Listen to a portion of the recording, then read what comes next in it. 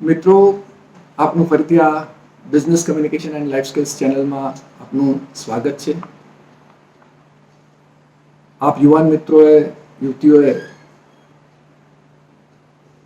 મારા અગાઉના વિડીયો પણ જોયા છે, એના પ્રતિભાવો આપ્યા છે અને અમુક લોકોએ પૃચ્છા પણ કરી છે. તો તે બદલ હું એમનો ખાસ ખૂબ ખૂબ આભારી છું. આ પરત્વે પણ કોઈ જો આપને કોઈ પૃચ્છા હોય કે કોઈ વાત આપને કરવી હોય તો અચૂકથી મારો સંપર્ક કરી શકશો. આજે આપણે થોડીક વાત કરીશું જીવનના તબક્કાઓની, પણ એ પરિપ્રેક્ષ્યમાં સૌથી પહેલા આપણે વાત કરીએ કે માનવ જીવન છે એમાં સામાન્ય રીતે આપણે શું જોઈએ. તો એક પહેલો તબક્કો એવો હોય કે it is called physiological needs, એટલે સામાન્ય આપણી જે જરૂરિયાતો હોય, જેમ કે હવા, પાણી,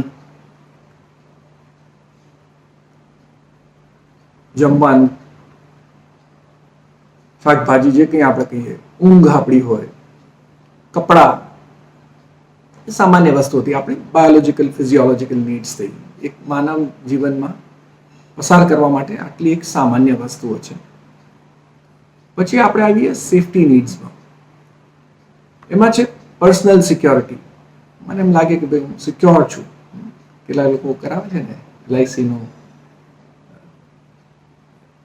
પોલિસી કરાવે, જીવન વીમોની પોલિસી હોય, બીજી અન્ય પોલિસી હોય, તો એ બધામાં એક પર્સનલ સિક્યોરિટી જોઈએ. હા, મારી પાસે છે પૈસા અને મેં વીમો કરાવ્યો છે, હવે મને વાંધો નથી આવતો. કંઈ એક્સિડન્ટ થાય તો પણ મને વાંધો નથી. કારની પોલિસી લોકો કરાવે છે, સ્કૂટરની લોકો પોલિસી કરાવે છે, ઘરની કરાવે છે, એમ જાત જાતની પોલિસી જુદા જુદા વીમા કરાવે છે.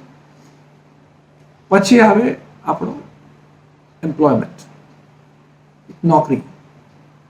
જે કોઈ આપણે નોકરી કરતા હોય, નોકરી હોય તો માણસ પાસે એક આવકનું સાધન છે, અને આવકનું સાધન હોય એટલે માણસ શાંતિથી એ આવકની આધારે એક માણસ એનું જીવન સરસ રીતે વિતાવી શકે. પછી આવે છે એ બધા સાથે પણ આપણું હેલ્થ. એ હેલ્થ કેવી છે, તો એ આપણું આરોગ્ય જેટલું સરસ હશે તેટલું આપણે જીવન ખૂબ સરસ રીતે વિતાવી શકીશું. એટલે આરોગ્ય એક ખૂબ મહત્વની બાબત છે. અને અમુક લોકો એમ પણ વિચારે છે કે મારે થોડી પ્રોપર્ટી પણ હોવી, ઘર હોય, મકાન હોય, જમીન હોય, જે કંઈ. એટલે માણસને પોતાને લાગે કે હું કંઈ બે પાંદડે થયો અને પગભર છું, મારે કોઈ પાસે હવે કંઈ માંગવાનું રહેતું નથી. એક માણસને સેન્સ ઓફ સિક્યોરિટી કે ભાઈ મારી પાસે છે એટલે મને કોઈ વાંધો આવશે નહીં, કોઈ પણ વખતે કંઈ વસ્તુ થઈ તો મને કોઈ પ્રશ્ન આવવાનો નથી. તો એ બાબતથી સેફટી નીડ્સ. એનાથી ઉપર જઈએ તો લવ એન્ડ બિલોંગિંગનેસ. શું થાય એમાં? મિત્રો હોય, ફ્રેન્ડશિપ્સ બધાની સાથે આપણે કર્યું હોય, ફેમિલી, આપણું કુટુંબ. કુટુંબથી આપણે એકબીજાને હૂંફ મળે છે, માતા પિતાની હૂંફ મળે, ભાઈ બહેનની હૂંફ મળે, એટલે એ ફેમિલી નીડ્સ. એક સેન્સ ઓફ બિલોંગિંગનેસ, મારું કોઈ છે, મારું માતા પિતા સાંભળે છે, મને બોલાવે છે, મને પ્રેમ કરે છે, મારા ભાઈ બહેન છે, મારી સાથે સારી રીતે વાતો કરે છે, તો મને એમ લાગે કે મને અહીંયા મારા ઘરમાં, મારા કુટુંબમાં મજા આવે છે. મારા મિત્રો છે, મને બોલાવે છે, મને ખૂબ મજા આવે છે અને મને સારું લાગે છે. આવું દરેક જણને આ હોય. ત્યાર પછી આવે એસ્ટીમ. એસ્ટીમ એટલે કે રિસ્પેક્ટ. આપણે કોઈ સારી રીતે બોલાવે તો આપણે ગમે, ખરું કે નહીં? તો એક સેલ્ફ એસ્ટીમ, સ્ટેટસ. અમુક લોકો એમ કે હું આ પદે પહોંચ્યો, હું આ કરું છું, હું ટીમ લીડર છું, હું કેપ્ટન છું. એની રિસ્પેક્ટ, એનું રિકગ્નિશન, એનું સ્ટેટસ. ક્રિકેટ ટીમનું હું મારા કોલેજની ક્રિકેટ ટીમનો હું કેપ્ટન છું, હું કોલેજની ટીમનો હું એક પ્લેયર છું, એ પણ એક સ્ટેટસ છે. હા, હું આ છે. હું ફૂટબોલ રમું છું, એમાં હું કેપ્ટન છું. તો આ બધી વાત. તો આવું કંઈ પણ હોય, હવે ફૂટબોલ હોય, ક્રિકેટ હોય, ડ્રામા હોય, ક્વિઝ હોય, કલ્ચરલ એક્ટિવિટી હોય, કંઈ પણ હોઈ શકે.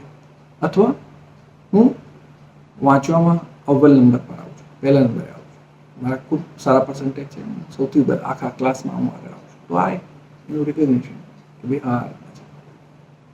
અને એક સેન્સ ઓફ ફ્રીડમ, મને કોઈ રોકટોક નથી, મારે વિચારોની સ્વતંત્રતા છે, મારું હું જે કંઈ કામ કરું છું એમાં મને કોઈ સ્વતંત્રતા છે. તો એ સ્વતંત્રતા એ માણસને આગળ જવા માટે પ્રેરે છે, અમુક નવી વસ્તુઓ કરવા માટેનું પ્રેરે છે આપણને. અને છેલ્લે આવે સેલ્ફ એક્ચ્યુઅલાઇઝેશન. આ બધી વસ્તુઓ સૌથી પહેલી આપણે જે કહીએ ફિઝિયોલોજીકલ નીડ, બાયોલોજીકલ નીડ, હવા, પાણી, જમવાનું, ખોરાક, સેફટી થઈ ગઈ આપણી, મેં હું સિક્યોર છું, મારી પાસે બધી વસ્તુઓ છે, મારું કુટુંબ છે, મારો પ્રેમ છે વગેરે, મારું રિસ્પેક્ટ છે. પણ છેલ્લે આ બધું પણ તેમ છતાં માણસ આગળ ને આગળ જ્યારે વધતો રહે છે, આ બધું હોવા છતાં પણ માણસ કંઈક આગળ ઝંખે છે. એ શું છે? તો એ છે સેલ્ફ એક્ચ્યુઅલાઇઝેશન. એ વસ્તુ કે છે કે આ બધી વસ્તુ મળ્યા બાદ માણસ ઈશ્વર તરફ વળે, એ પોતાના સેલ્ફ એક્ચ્યુઅલાઇઝેશન ગોલ કે કંઈક હું ઈશ્વર સાથે હવે વાત કરી શકું, હે ભગવાન મને આગળ કંઈક વધારે અને તારામય બનાવ, એવી એક માણસની પ્રકૃતિ છે. પણ આ તબક્કાઓથી, જુદા જુદા તબક્કાઓથી પસાર થાય છે. એટલે આ આપણે સમજવી રહી કે આ બધું વસ્તુ આપણને ક્યારેક ને ક્યારેક મળ્યું છે, એટલી વસ્તુ મારી પાસે છે, અને હવે મારી યાત્રા આગળ શું કરવી જોઈએ એ પણ મારે વિચારવું જોઈએ. આ એક પથ દર્શન છે એવું છે, જેની અંદર માણસ ધીમે ધીમે એના જીવનમાં આગળ વધતો જાય છે, અને વધતા વધતા એ આગળ એક એક મુકામ, જે જીવનના તબક્કાઓ એ સર કરતો જાય છે, અને એમાં એની જે જરૂરિયાતો છે દિન પ્રતિદિન વધતી જાય છે. સામાન્ય રીતે હું તમને કહું તો આપણા કુટુંબના વડા તરીકે મા બાપ જે હોય એ પહેલા કુટુંબમાં વ્યવસ્થિત રીતે થયા હોય, ઠરીઠામ થયા હોય, પોતાનું ઘર હોય, પોતાના ઘરમાં કંઈ વાહન હોય, બાળકો હોય, અને એ લોકોને ખૂબ આનંદ આવતો હોય. એક અમુક તબક્કે એવું થાય કે માતા પિતાને એમ થાય કે હવે મારા દીકરાનું હું લગ્ન કરું અને એના બાળકો થાય અને એનાથી એને આનંદ થાય. એમ આ જીવનના આ તબક્કાઓમાં એકને એક રીતે, એક સામાજિક તબક્કાઓ કહો કે જીવનનો અન્ય તબક્કાઓ કહો, પણ એક અમુક તબક્કે એવું એ માણસને થવા માંડે કે છેલ્લે ઈશ્વરમય એ માણસ ઈશ્વર તરફ વળે, અને એનો આનંદ રહેલો છે કે એ દરેક તબક્કાથી પસાર થયો છે, દરેક તબક્કામાં એને કંઈક ને કંઈક મળેલું છે, અને એ જે મેળવ્યું છે, પ્રાપ્ત કર્યું છે, એનો જે આનંદ, એનો જે અનુભવ, એનું જે સેટિસ્ફેક્શન છે એ અગત્યનું છે એની અંદર. અને એ બધા મળ્યા પછી એનું આ સેલ્ફ એક્ચ્યુઅલાઇઝેશનના ગોલ તરફ વળે છે, ઈશ્વર તરફ આગળ મીટ માંડે છે, અને એની આ વાત છે. હવે આપણે આ જે બધા તબક્કામાંથી પસાર થવાનું છે, અને દરેક માણસ, દરેક માનવી જીવનમાં ગમે તે જગ્યાએ તે રહેતો હોય, કોઈ પણ દેશમાં રહેતો હોય, ચાહે કેનેડા હોય, ચાહે અમેરિકા હોય, ચાહે ઓસ્ટ્રેલિયા હોય, ચાઇના હોય, કે જાપાન હોય, કે ભારત હોય, કે કોઈ પણ અન્ય દેશમાં હોય, પણ આ દરેક માણસ જીવનનો એક તબક્કો છે, અને તબક્કામાંથી દરેક માણસ આ રીતે પસાર થાય છે. કોઈને તબક્કો વહેલો સારી રીતે મળી જાય છે, અને એનું જીવન શોધી કાઢે છે, એના જીવનનું ધ્યેય શોધી કાઢે છે, અને કોઈને અમુક સમય લાગે છે.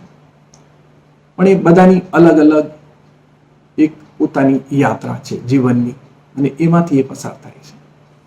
હવે આ બાબત આપણે જ્યારે જાણી લઈએ, ત્યારે એના પછી હું આપની પાસે આવું છું કે હવે આપણે સ્વ ઉપર વાત કરીએ. આ બધી જ જે જીવનના તબક્કાઓની વાત થઈ, પણ એમાં મારો સ્વ ક્યાં, હું ક્યાં? તો આપણે હુંની વાત કરું છું આજે. હુંની વાત કરું અને સ્વયંની વાત કરું. સ્વયં એટલે તમે પોતે. તો સ્વયંની વાત કરું એટલે તો સૌથી પહેલા આપણે સામાન્ય રીતે એક આપણે પોતાની એનાલિસિસ કરવી જરૂરી છે. હું ક્યાં છું, હું શું છું, અને એની એક સિમ્પલ ટૂલ હું તમને આપું છું. એમાં આપણે જેને કહીશું આપણે SWOT એનાલિસિસ, જેનો અર્થ છે strength, weaknesses, opportunities and threats. હવે આપણે પહેલા સ્ટ્રેન્થ્સની વાત વિચારીએ. તો મારી પાસે શું છે એની એક યાદી આપણે બનાવી લેવી જોઈએ. મારી સ્ટ્રેન્થ શું છે? તો શું કહી શકાય? સ્ટ્રેન્થમાં બધી વસ્તુ આવી જાય. સ્ટ્રેન્થમાં તમારી જેટલી શક્તિઓ છે, જે તમને ઈશ્વરે આપેલી છે, બધી તમામ વસ્તુઓ આમાં આવી જાય છે. એક સાજો સ્વસ્થ યુવાન હોય એ એક મોટી સ્ટ્રેન્થ છે. કારણ શું? ભાઈ, તમારી પાસે 2 આંખ છે, 2 હાથ છે, 2 પગ છે, શરીર વ્યવસ્થિત છે, કંઈ થયું નથી અને તમે સારા સાંભળી શકો છો, જોઈ શકો છો, ચાલી શકો છો, હરી ફરી શકો છો. ઈશ્વરની એક ખૂબ મોટી દેન છે તમારા. અને આપણે આપણી સ્ટ્રેન્થ ગણીશું કે ઈશ્વર તરફથી મને આ શરીર, ખૂબ સ્વસ્થ શરીર મળ્યું છે, જેમાં કોઈ બીજી તકલીફ નથી, અને હું સરસ રીતે હરી ફરી શકું છું અને મારું કામ કરી શકું છું એક સામાન્ય માનવી રીતે. તો એ આપણી આ વાત થઈ કે એક આપણી સ્ટ્રેન્થ થઈ, આપણી એક શક્તિ થઈ. આ બસ આપણને ઈશ્વરે આપેલી જે શક્તિઓ છે એમાંની આ એક શક્તિ છે. પછી જે કંઈ આપણી પાસે સારી વસ્તુ હોય એની યાદી આપણે બનાવી લેવી જોઈએ. એટલે દરેક યુવાન પોતપોતાની રીતે એક કાગળ લે અને એક પેન્સિલ લે અથવા પેન લે અને એમાં તમારી તમામ શક્તિઓ લખી નાખો. હવે શક્તિઓ લખવામાં આપણે બધું સામાન્ય રીતે કરી શકીએ. શક્તિમાં તમે એમ પણ કરી શકો કે ભાઈ, મેં આટલી વખત મારા સ્કૂલની અંદર આ વસ્તુઓમાં મેં ભાગ લીધો છે.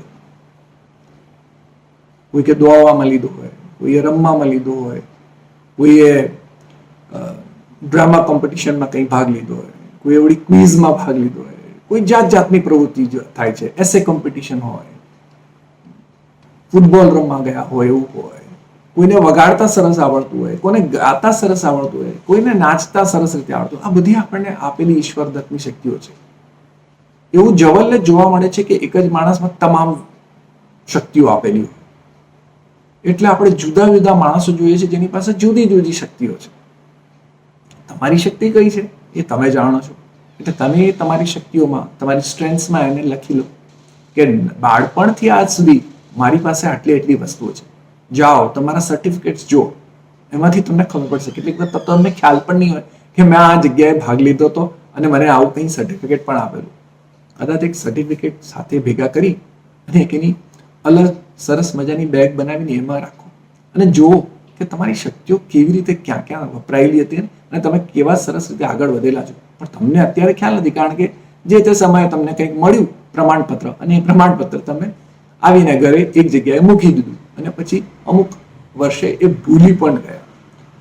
તો એવું કરી શકો તમે કે આ બધી જ જે પ્રમાણપત્રો તમને જુદા જુદા મળ્યા છે એને આપણે ભેગા કરી લઈએ અને એમાં પણ આપણી શક્તિઓને નિહાળી લઈએ કે હું ક્યાં છું. શક્તિ આપણને એ રીતે જોવા મળશે કે મને ખૂબ સરસ બોલતા આવડે છે. કોઈનું વક્તૃત્વ સ્પર્ધામાં ભાગ લીધો અને એનું બોલવાનું ખૂબ સરસ હોય. કોઈએ વાંચન સ્પર્ધામાં ભાગ લીધો હોય, એનું વાંચન ખૂબ સરસ હોય.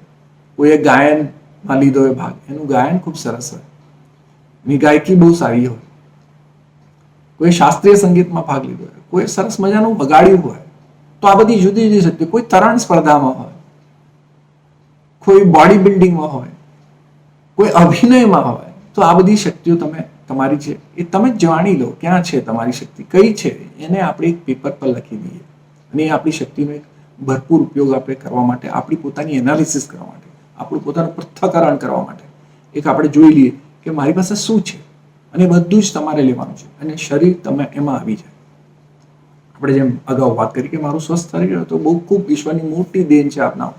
ઘણા લોકો એવા છે જે લોકો વિકલાંગ છે અને એમને એ તકલીફ નથી, એમને ખૂબ ભારોભાર એ વસ્તુની જાણ પણ હોય છે અને જ્યારે મળે ત્યારે ખૂબ આનંદ પણ આવી જાય છે. જે કોઈને ચક્ષુ ના હોય ને જો એને ચક્ષુદાન આપવામાં આવ્યું હોય ને એ જો દેખતો થઈ જાય તો એનો અદ્ભુત આનંદ. અને જો તમારી પાસે છે તો એ કેટલી મોટી વાત છે એ તમે જાણી શકો છો. એટલે આ એક સ્ટ્રેન્થની આપણે વાત થઈ, આપણી શક્તિઓની વાત થઈ. એ શક્તિઓ આપણે જાણી લઈએ, પીછાણી લઈએ, એક કાગળ પર લખી લઈએ. પછી આપણે એની સાથે સાથે વીકનેસીસ, મારા સદગુણો, મારી શક્તિઓ મેં લખી, મારા અવગુણો પણ હું લખી લઉં. મારા કેટલાય અવગુણો પણ છે. આ ઉંમર સુધીમાં, અત્યાર સુધીમાં મેં જે કંઈ કર્યું એમાં મારા આટલા અવગુણો છે. ટપકાવી પાડો તમારા અવગુણો. તમારે કોઈને કહેવાની જરૂર નથી. તમારા અવગુણો તમે પોતે જાણો છો, એ બધા ટપકાવી શકાય. જે કંઈ અવગુણો તમને લાગતા હોય તમારામાં, કે કદાચ હું સિગરેટ પીઉં છું, હું પાન ખાઉં છું, હું તમાકુ ખાઉં છું, કે બીજું અન્ય કંઈ પણ જે કરતા હોય કે જે તમે ધારતા હોય કે આ ખોટું છે, આ મને બરોબર લાગતું નથી પણ હું કરું છું, તો એ તમારા અવગુણમાં તમે લખી શકો. તમે કોઈની સાથે વધારે વાતચીત ન કરતા હોય, તમને એમ લાગતું કે મારો અવગુણ છે, તો હા અવગુણ પણ લખે, એમાં પણ એ લખી નાખો. તમને એમ લાગે કે ના, મને એવું લાગે છે કે મારું શરીર સારું છે પણ મારો દેખાવ સારો નથી, મને એવું લાગે છે કે મને જે શરીરની ત્વચા આપી છે એ થોડીક શ્યામ છે, તો એ પણ તમારે લખવું હોય તો એ પણ તમે એમાં લખી શકો. એ કંઈ પણ જે તમને એવું લાગતું હોય કે મને અવગુણ લાગે છે મારામાં, મારા પોતાનામાં, એ તમે લખી રાખો. તમે કોઈની સાથે સામાન્ય રીતે વારે ઘડીએ ઝઘડવા માંડતા હો તો એ પણ એક કોઈ બાબત, સામાન્ય બાબત પર તો એ પણ લખી શકો. તમે તમારા સામાન્ય રીતે તમને કોઈ મિત્રો બોલાવતા ન હોય અને તમને એમ લાગતું કે હા મને બોલાવતા નથી અને આ કોઈ પણ કારણસર મને બોલાવતા નથી, એનું કયું કારણ છે એ પણ શોધી કાઢો અને એ પણ તમે આમાં લખી શકો કે મારા આ અવગુણના લીધે મને મારા મિત્રો બોલાવતા નથી, એટલે આ એક મારું કારણ છે. તો આવી રીતે તમારા અવગુણો લખી નાખો. પછી આપણે આવીએ ઓપોર્ચ્યુનિટીઝ પર. ઓપોર્ચ્યુનિટીઝ એટલે તક. મને જીવનમાં કઈ તકો સાંપડેલી છે. તો આ બધી તમારી શક્તિઓ છે, આ તમારી સદગુણો છે, અવગુણો છે, અને એની સામે તમને હવે આ ઉંમરે, જેમ 18ની ઉંમર થઈ કે 21ની ઉંમર થઈ, અને તમને શું શું મળવા પાત્ર છે. મળવા પાત્ર એટલે કે તમે કઈ કઈ પરીક્ષાઓમાં બેસીને આગળ વધવા માંગો છો, કેવી રીતે આગળ વધવા માંગો છો. તો એ તમારી ઓપોર્ચ્યુનિટીઝ થઈ કે આવતા 4 વર્ષમાં, કે આવતા 2 વર્ષમાં, કે આવતા પહેલા વર્ષમાં હું આટલા વર્ષનો થયો એટલે મને હવે આ તક મળે છે કે હું પરીક્ષામાં બેસી શકું છું. એક ગ્રેજ્યુએટ હોવું જોઈએ. સામાન્ય રીતે કોઈ પણ પરીક્ષામાં બેસવા માટે એક ગ્રેજ્યુએટ માણસ હોવો જોઈએ. તો જેવા ગ્રેજ્યુએટ થાય એટલે એ દરવાજો ખુલી ગયો તમારા માટે, તો એ તમારી તક છે. તો એ તક પહેલા આપણે ચેક કરી લેવી જોઈએ કે મારે આ તક કઈ છે અને હું કેટલી જગ્યાએ બેસું. મને વોટ આપવાનું એક પ્રસંગ મળે તો એ પણ એક તમારી તક રહેલી છે કે તમે હવે એક ભારતની લોકશાહીમાં ભાગ લઈ શકો છો અને તમારું જે કોઈ સરકાર તમે બનાવો છો એમાં તમારું યોગદાન આપી શકો છો. તો એક મોટી તક રહેલી છે. તો એ પણ એક તમારી તક છે. તો એ આ ઓપોર્ચ્યુનિટીઝ. બીજું, તમને જે કંઈ આવડે છે એના આધારે કંઈ તમે તક જુઓ છો, તો એ તકો તમારે જોઈ લેવાની કે મને હું અત્યારે આ મારા જે શૈક્ષણિક લાયકાત છે, મારું શરીર છે, મારા ગુણો છે, એ આધારે મને આ તક મળે. મને ડિફેન્સમાં જવાની, આર્મીમાં, નેવીમાં કે એરફોર્સમાં જવાની મને તક મળી શકે છે કારણ કે હું સ્વસ્થ છું અને હું એમાં જોડાઈ શકું છું. તો એ એક મોટી તક રહેલી છે. અને એ ક્યારે મળે છે? તો આટલી ઉંમરે, 21ની ઉંમરે આ દરવાજો મારો ખુલી જાય છે. મને બેંકની પરીક્ષા પાસ કરવા માટેનો તક મળી જાય છે. તો બેંક હોય, રેલવે રિક્રુટમેન્ટ હોય, રાજ્ય સરકારની કોઈ પરીક્ષાઓ હોય, કેન્દ્ર સરકારની કોઈ પરીક્ષાઓ હોય, અને જુદા જુદા બાબત હોય, એ બધામાં તમારી તક ક્યાં છુપાયેલી છે એ તમારે શોધી કાઢવી પડે. એટલે ખાસ કરીને જો આપણે લાઇબ્રેરીમાં જતા હોય અને અથવા આપણા ઘરે અમુક પુસ્તકો હોય અને આપણા ઘરે પેપર આવતા હોય, તો એ બધામાંથી પણ જેટલી જાહેરાતો આવે છે એ તમારે તાત્કાલિક જોતા રહેવું પડે, વારે ઘડીએ જોતા રહેવું પડે, જેથી આ તક તમે ગુમાવી ન બેસો. તક તમને મળી ગઈ પણ તકની તમને ખબર જ નથી કે આ તક મારા માટે છે, હું આની લાયકાત ધરાવું છું. તો એ લાયકાત ધરાવો છો, પણ એ લાયકાત ધરાવ્યા પછી તમારે શોધી લેવું પડે કે આ તક મને મળેલી છે, આની છેલ્લી પરીક્ષા આ તારીખે છે ને એના પહેલા મારે આ તારીખે ફોર્મ ભરી લેવાનું હતું, તો મેં ભર્યું કે નહીં, અને ના ભર્યું તો હું તાત્કાલિક ભરી લઉં. તો આ બધી તકો જે તમારે કરવાની છે એ બધી એમાંથી જોઈ લેવાની છે. અને એ બધી તમે લખી કાઢો કે હું આ જગ્યાએ કરી શકું છું. તમારે જ્યાં જવું હોય ત્યાં તમે એ વાત કરી શકો અને એ પ્રમાણે તમે એની અંદર એ તક મેળવી શકો અને એ બધી લખવાની છે અહીંયા. બીજું ચોથા નંબર પર આવીએ આપણે થ્રેટ્સ, કે આપણને કઈ બાબતો છે કે જે આપણને એમ લાગે છે કે જ્યાં મારી સલામતી નથી. તો એ સલામતી નથી એવી કઈ જગ્યાઓ છે. એમાં માનો કે કોઈ ભાઈ વિકલાંગ છે, તો સ્વાભાવિક છે કે એ વિકલાંગને કદાચ આર્મીમાં કે એરફોર્સમાં કે ડિફેન્સમાં જવાની એને તક નથી મળતી.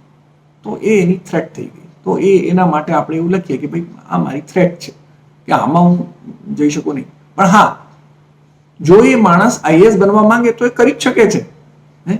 તો એની થ્રેટ રહેલી નથી. તો ત્યાં આગળ એ વસ્તુ એને લખવાની જરૂર નથી. તો થ્રેટની અંદર આપણને જેટલી કોઈ આવી બાબતો જણાય છે કે જ્યાં આગળ હું એમ કંઈ કરી શકતો નથી, એ મારી સામે એ મારે લખવાનું છે થ્રેટ્સમાં. અને એ રીતે ચારે તમારા ટેબલ થઈ ગયા, જેમાં તમારી શક્તિઓ, સ્ટ્રેન્થ્સ, તમારી વીકનેસીસ, તમારા અવગુણો કે જે તમારા ઉણપ છે એ બધી તમે લખી દીધી, તમારી ઓપોર્ચ્યુનિટીઝ, તમને મળેલી તકો લખી દીધી, અને તમને થ્રેટ્સ, તમને જ્યાં સલામતી નથી કઈ બાબતની. એવું થાય કે આવતા અમુક વર્ષોની અંદર સરકાર કોઈ ભરતી જ નહીં કરે, તો that is the biggest threat.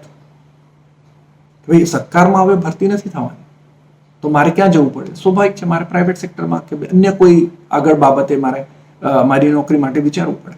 તો એ મારે આ વિચારી લેવું પડે કે કઈ થ્રેટ છે.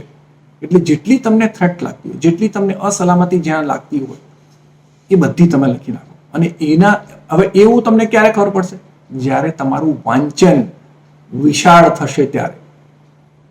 મને ખબર છે દરેક બાળક અથવા દરેક યુવાન યુવતી એ બધી રીતે બધી વસ્તુ એમની પાસે હોતી નથી. એટલે ખૂબ સારું એક સર્કલ બનાવવું પડે જેની અંદર આ બધી બાબતોનો સમાવેશ થાય, અને એક મિત્ર મંડળ સરસ બનાવો અને જેની અંદર બધા એવા હોય કે જે જુદા જુદા વસ્તુનું તમને એકબીજાની આપલે થતી રહે, એક માહિતીની આપલે થતી રહે કે ભાઈ આજે આવું કંઈ થયું છે ને આવી કઈ જાહેરાત બહાર પડી છે, અમારે આની અંદર આગળ કરવાનું છે. તો એ તમને કોઈ, તમે વાંચ્યું ના હોય પણ તમને કોઈ કહે, તમને કહે કે ભાઈ આ અમુક એમાં આવેલું છે ન્યૂઝપેપરમાં, તમે આમાંથી જોઈ લેજો. તો સામાન્ય રીતે એક તો મિત્ર મંડળ હોય છે. બીજું છે આપણી લાઇબ્રેરી, જે સૌથી નજીકની લાઇબ્રેરી તમારી હોય એમાં તમારે જવાનું ચાલુ કરી દેવું જોઈએ, એટલે તમને ખબર પડે કે ત્યાંથી મને શું શું મળશે. તો આ આપણી SWOT એનાલિસિસ થઈ, એની આપણે વાત કરી. આ બધું કર્યા પછી એવું થાય કે ભાઈ મારું, આપણે અગાઉ પણ અન્ય આપણે બીજી વાત કરીએ તો માઇન્ડ, બોડી અને સોલની વાત કરીએ તો આ ત્રણેય વસ્તુઓ પણ સાથે હું એટલા માટે કહું છું કે એક શરીર સ્વસ્થ રાખવું ખૂબ જરૂરી છે. આ બધું કરો છો ત્યારે પણ શરીર જો સ્વસ્થ હશે તો તમે કંઈક સરસ રીતે આગળ વધી શકશો. એટલે શરીર સ્વસ્થ રાખવું ખૂબ જરૂરી છે. તેમજ તમારું મન, માઇન્ડ, એને પણ સારા અને સાચા વિચારોમાં પરોવેલું રાખવું જોઈએ. તમે જો ખરાબ વિચારો અને ખરાબ પુસ્તકો અને ખરાબ બાબતોમાં જો પરોવાયેલા રહેશો તો તમે સારી વસ્તુ તરફ વળી જ નહીં શકો. એટલે આપણે હંમેશા એ વસ્તુ ધ્યાન પર રાખતા રહેવાનું છે કે હું કોઈ ખરાબ રીતે સંકળાયેલો નથી. મારા અવગુણો એમાં વધારે આગળ પડી જાય છે મારા સદગુણોથી, તો એ મારો રસ્તો ખોટો છે. એટલે એ મારે એ વસ્તુ હું જ કહી શકું. મને બીજો કોઈ કે, અથવા મારું મિત્ર મંડળ મને કે, અથવા મારા માતા પિતા કે, અથવા મારા જેટલા શુભ ચિંતકો છે, મારા હિતેચ્છુઓ છે, એ બધા મને કે ભાઈ આ તું કરે છે તે યોગ્ય નથી, તો તારે આ બદલી નાખવું જોઈએ. અને ત્યારે આપણને ટ્યુબલાઇટ થઈ જવી જોઈએ, મનમાં એવું સ્પષ્ટ થવું જોઈએ કે હા, આ જે વસ્તુ મને કહેવામાં આવે છે એ ખૂબ સાચી છે અને મારે હવે આમાંથી છુટકારો મેળવી અને મારે આગળ વધવું છે. તો એ વસ્તુ જ્યારે આપણને ખ્યાલ આવી જાય ત્યારે ખૂબ સારા પ્રમાણમાં પ્રગતિ થવાનો તક ખુલી જાય છે. એટલે એક મન અને શરીર સ્વસ્થ હોવું જોઈએ. એટલે મનને સ્વસ્થ રાખવા માટે પણ તમારું ફોકસ હોવું જોઈએ કે ભાઈ મારું મન કોઈ અન્ય રસ્તા પર જતું નથી. આ એક સતત યાત્રા છે, એક સતત મન સાથે તમારી વાત કરવાની બાબત છે. અને જો એવું કરશો તમે સ્વયં પોતાની સાથે, તો તમે આગળ વધવામાં ખૂબ સરળતા થઈ જશે. પછી છે આત્મા. કેટલીક વખત આપણે એવું કામ કરી દે છે કે જે આપણે ન કરવું જોઈએ. અને ત્યારે તમને જ તમારો આત્મા કહેશે, તમને તમારો આત્મા ડંકશે. એ શું ડંકશે કે ના, આ મેં ખોટું કર્યું. તો તમારો આત્મા એ ખૂબ મહત્વનો છે. તમે ફક્ત શરીર છો, પણ મૂળ મુદ્દે તો તમારો આ આત્મા જ છે, જેને શરીર રૂપી કવચ મળેલું છે. તો આ આત્મા શું કહી રહ્યો છે? તમે કયા દિશા તરફ વળી રહ્યા છો? તમે સાચે રસ્તે છો? તમે ખોટે રસ્તે છો? તો તમારા આત્માને પૂછો કે હું જે કરું છું એ યોગ્ય છે? કોઈની કંઈ સતામણી કરતો હોઉં, કોઈનું કંઈ ગુરુ બોલતો હોઉં, કોઈની સાથે ખોટું કંઈ કરતો હોઉં, કોઈ ચોરી કરતો હોઉં, તો એ તમને તમારો આત્મા જ કહેશે કે ના, આ વસ્તુ યોગ્ય નથી. તમે તમારા ઘરમાં કંઈ યોગદાન ના આપતા હો, તમારા માતા પિતાને કદાચ તમે કંઈ જોઈએ એવી મદદ ના કરતા હો, તમારા મિત્રો કોઈ વખત તમારી પાસે આવે ત્યારે પણ તમે એમને ઠુકરાવી દેતા હો, સમય ના કાઢી આપતા હો, અથવા કોઈ પણ તમને જે લાગે કે અવગુણ છે, ને તમારો આત્મા કહેશે કે ના ના, આ મારે નહોતું કરવું જોઈએ, મારે આને મદદ કરવી જોઈએ. કોઈએ આપ્યું હોય, કોઈએ કંઈ વસ્તુ માંગી હોય ને તમે ના આપ્યું હોય, એનો વાંધો નથી. પણ કદાચ એવું પણ બને કે તમે કોઈનું અપમાન કરી દીધું હોય, તો ત્યાર પછી તમે પાછળથી જ્યારે સાંજે વિચારો, ત્યારે તમારે વિચારવું જોઈએ કે ના, આ બરોબર નથી અને મારે આ નહોતું કરવું જોઈએ. તો આ તમારી સ્વોટ એનાલિસિસ થઈ ગઈ, એક સ્વોટનું પૃથ્થકરણ થઈ ગયું તમારી જાતનું. એ તમારે કોઈ કહેવાનું નથી, તમારે તમારી જાતે જ તમને એમાં જોઈ લેવાનું છે ને એમાં ચેક કરવાનું છે કે હું ક્યાં કેટલો ખોટો છું. મારા સદગુણો વધારે છે, મારા અવગુણો વધારે છે, મને તકો વધારે રહેલી છે અને હું તકોનો ઉપયોગ કરું છું કે નથી કરતો. આ આટલી સરસ બધાની વસ્તુઓ મળે છે, પણ તો હું તક ઉપયોગ કરું છું? તો તક ઉપયોગ કરવા માટે મારે શું કરવું જોઈએ એ મારે જ વિચારવાનું છે, મને કોઈ બીજું આવીને કહેવાનું નથી. તો તકનો ઉપયોગ. અને બાકી અસલામતી ક્યાં રહેલી છે, મારી થ્રેટ્સ ક્યાં છે, એ પણ મારે જોઈ લેવું જોઈએ કે જો જ્યાં અસલામત જણાતું હોય તો ત્યાં આગળથી આપણે એ વસ્તુને પાર કરીને આપણે બીજી કોઈ જગ્યાએ એનું આપણું શક્તિ અને શરીરનો ઉપયોગ કરવો જોઈએ. તો એ બાબત એ થઈ. હવે આ બધા પછી પણ જ્યારે મેં ગોલ નક્કી કરી લીધો મારા જીવનનો, મારા ધ્યેય એક નક્કી કર્યો, તો એના માટે એક બર્નિંગ ડિઝાયર, એક જબરદસ્ત આગ હોવી જોઈએ મનમાં કે મારે આ કરવું છે. મારે કંઈ આ પર્ટિક્યુલરલી માની લો કે તમારે ડૉક્ટર થવું છે, તો મારે ડૉક્ટર થવા માટે પૂરતા પ્રયત્ન કરવા છે, મારે એન્જિનિયર થવા માટે પૂરતા પ્રયત્ન કરવા છે, મારે આઈએએસ થવા માટે પૂરતા પ્રયત્ન કરવા છે, મારે પાયલોટ થવા માટે પૂરતા પ્રયત્ન કરવા છે. પણ એના માટેની એક આગ તમારા મનમાં હોવી જોઈએ. અને આ જ્યારે તમારી સ્વયંનું પૃથ્થકરણ થશે, તમારી સ્વોટ એનાલિસિસ થઈ જશે, તમારા ગુણો અવગુણો બધું તમે જોઈ લેશો, એટલે આપણા સદગુણો, આપણા અવગુણો, આપણી અસલામતી, આપણે રહેલી તક, આ બધું ભેગું કરીને જો આપણે વિચારી લેવું જોઈએ કે હવે હું આગળ ક્યાં જઈ શકું, અને એ પ્રમાણે જે હું જીવનનો ધ્યેય નક્કી કરું, પછી એ ધ્યેય મેળવવા માટે મારામાં જબરદસ્ત આગ હોવી જોઈએ. અને એ આગ મનમાં એટલી હોય, એ હદે હોય કે હું એના સિવાય કંઈ વિચારું નહીં. હવે આપણે આગળ વધીએ તો એ આગ પણ છે, બધું છે, મારો ગોલ, મારો ધ્યેય નક્કી થઈ ગયો છે, તો મારે કેવી રીતે આગળ વધવું જોઈએ, તો એનું ટાઈમ મેનેજમેન્ટ હોવું જોઈએ. તો ટાઈમ મેનેજમેન્ટ તમારે પોતે, બધાની પાસે 24 કલાક મળેલા છે. દરેક પૃથ્વી પર દરેક માણસને, દરેક જીવને 24 કલાક મળ્યા છે. હવે એ 24 કલાકમાં હું મારો ઉપયોગ એ 24 કલાકનો કેવી રીતે કરું છું એ મારા પર નિર્ભર છે. જે પ્રથમ આવનાર કોઈ પણ પરીક્ષા હોય કે એથ્લેટિક્સ હોય કે કંઈ પણ હોય, એમાં પણ એ એટલો જ પોતાની રીતનો પોતાના શરીરનો અને સમયનો કરે છે. એવી રીતે હું પણ મારા શરીર અને સમયનો કેવી રીતે ઉપયોગ કરું છું, કઈ બાબતો માટે કરું છું, તો એ મારે વિચારી લેવું પડે. એટલે ટાઈમ મેનેજમેન્ટ ખૂબ અગત્યનું છે અને એ તમારે તમારી જાતે જ કરવાનું છે. તમને કોઈ કહેવા નથી આવવાનું, કારણ કે તમારે દરેક માણસની અલગ અલગ શક્તિઓ છે. એ તમારા જુદી જુદી, તમારા જુદા જુદા કુટુંબો છે, પોતપોતાના કુટુંબો છે. એ કુટુંબોમાં તમારી શું અવસ્થા છે, તમારી શું વ્યવસ્થા છે, સામાજિક આર્થિક શું વ્યવસ્થા છે, તમે પોતે જાણો છો. અને એ આધારે તમારે, અને તમારો કુટુંબ ક્યાં છે, ક્યાં તમે રહો છો, આ ઘણા બધા ફેક્ટર્સ છે જેના આધારે તમે તમારો ટાઈમ મેનેજમેન્ટ નક્કી કરી શકો છો. તમારા ઘરે કદાચ એવું હોય કે મા બાપને થોડીક મદદ કરવાની જરૂર હોય, તમે મદદ કરવા માટે તો એટલો સમય તમે વાત કરીને બાકીનો સમય તમે ક્યાં વિતાવો છો એના ઉપર પણ આધાર રહેલો છે. એટલે એ ખાસ અગત્યનું છે કે તમે તમારું ટાઈમ મેનેજમેન્ટ કરો. ટાઈમ મેનેજમેન્ટનો આપણે કોઈ વખત અલગથી આપણે એના પર વિચારીશું. તો આપણે એટલું વિચારી લઈએ કે આ ઘણા બધા લોકોએ કામગીરી કરેલી છે અને ઘણા બધા લોકો સફળ થયા છે. જેમાં એક ખાલી અડધી વાત કરીને પછી હું આ પૂર્ણ કરીશ. માઉન્ટેનિયરમાં મેં પહેલા અરુણિમા સિન્હાની વાત કરેલી હતી. કેટલી અડગ વાત અને કેટલી સરસ વાત હતી એણે અને કેવી રીતે. તો એ માઉન્ટેનિયરિંગ કર્યું એણે અને માઉન્ટ એવરેસ્ટ ચડવામાં એ સફળ રહ્યા, એમનો પગ ન હતો છતાં. તેવી જ રીતે યુસુફઝાઈ મલાલા, જે ખૂબ મોટું નામ છે શિક્ષણના ક્ષેત્રે, ખૂબ નાની ઉંમરે એને નોબેલ પારિતોષિક મેળવ્યો છે અને હજી પણ એના જબરદસ્ત પ્રયાસો છે કે હરેક જગ્યાએ એ આગળ જાય અને આગળ વધે અને લોકોને, ખાસ કરીને બાળકીઓને જે શિક્ષણ મળે, બહેનોને જે શિક્ષણ મળે, એના માટે ખૂબ જાગૃતિ કેળવે છે અને અત્યારે પણ એના પ્રમાણમાં એ ખૂબ કામ કરી રહી છે આંતરરાષ્ટ્રીય સ્તરે. બેડમિન્ટનમાં આપણે જોઈએ ગોપીચંદ